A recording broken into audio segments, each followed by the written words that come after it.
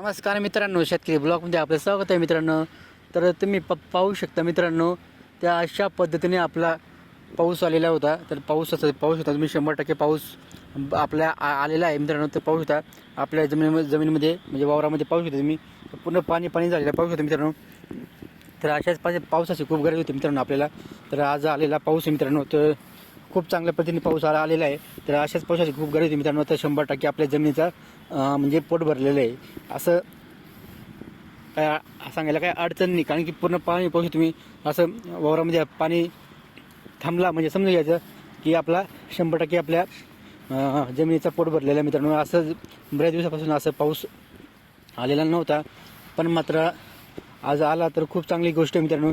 शेतकऱ्यासाठी आनंदाची गोष्ट हीच आहे की पाऊस नेहमी शेतकऱ्याला जास्त प्रमाणात पाहिजे, म्हणजे पाऊस येत जात राहायला पाहिजे. आणि पाण्याची अशी खूप गरज होती मित्रांनो.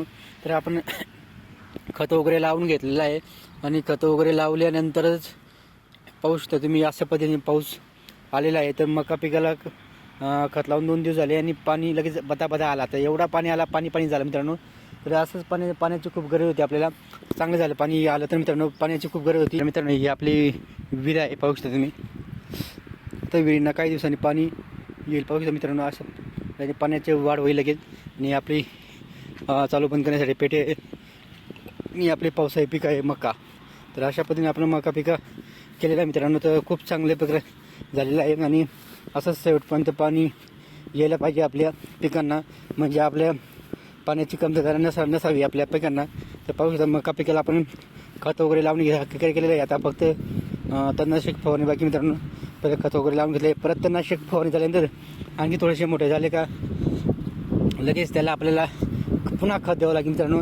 जेणेकरून खत दिल्याने आणखी त्याची वाढ चांगली प्रकारे होईल. ह्या हिशोबाने आपण त्याला परत खत द्या मित्रांनो. तर अशा पद्धतीने 100% पाऊस झालेला आहे आपल्या गावाजवळ. तर मित्रांनो खूप चांगल्या प्रकारचा पाऊस ह्याची गरज होती आपल्याला. 100% पाऊस झालेला आहे. आता काय अडचण नाही आपल्याला. नेहमी असं पाऊस यायला पाहिजे, म्हणजे पाऊस येण्याचं कारण ह्याच असतो की पिकांना पाण्याची कमतरता नसावी, म्हणून पाऊस यायला पाहिजे मित्रांनो. पाऊस नुसतं पाणी पूर्ण वावरामध्ये पाणी झालं मित्रांनो. तर खूप चांगल्या प्रकारे पाणी झालं मित्रांनो. व्हिडिओ आवडले तर लाईक शेअर नक्की करा. आमच्या चॅनलला सबस्क्राईब करा. जय जवान जय किसान.